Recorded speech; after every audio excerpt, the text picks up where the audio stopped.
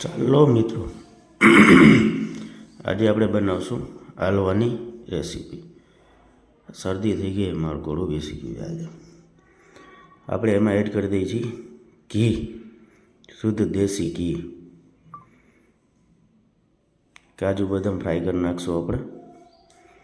તે ઉપરથી એડ કરવામાં સારા લાગે. ફ્રાય કરેલા ઘીમાં ફ્રાય કરેલા કાજુ અને બદામ.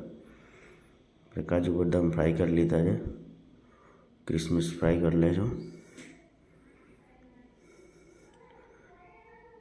હવે આપણે એમાં ઘીમાં ગાજર એડ કરી દઈશું. ગાજરને ઘીમાં એકદમ પાકવા દઈશું. ગાજર એકદમ ગળી જાય ત્યાં સુધી આપણે એને પાકવા દેવાના છે.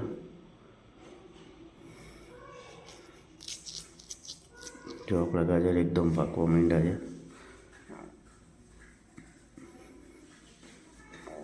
ગાજરનો હલવો બનાવો એટલે ગાજરને એકદમ પકાવી નાખવાના, જેથી કરીને પછી એમાં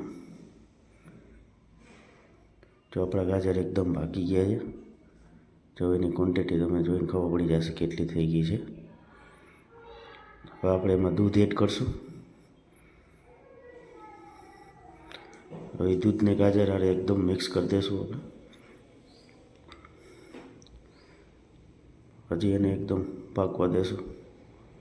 એમાં આપણે ખાંડ એડ કરશું. મીઠાશ માટે ખાંડ એડ કરવી જરૂરી છે, જરૂરિયાત પ્રમાણે, જેટલી તમારે ક્વોન્ટિટી જોતી હોય એટલે. આપણે એક વાટકીથી થોડીક ઉપર ખાંડ એડ કરી છે. હવે એને ખાંડને એકદમ ઓગળવા દઈશું. જો ખાંડ આપણી એકદમ ઓગળી ગઈ છે અને હલવો આપણો એકદમ રેડી થઈ ગયો છે. જો આપણે હલવાને આખી રંગત જો તમે કેટલો મસ્ત પાકી ગયો છે. હવે આપણે આમાં કાજુ બદામ ઉપરથી એડ કરી દઈશું. હવે આપણે આને સર્વ કરીને ટેસ્ટ કરશું. તો આપણો હલવો એકદમ રેડી થઈ ગયો છે.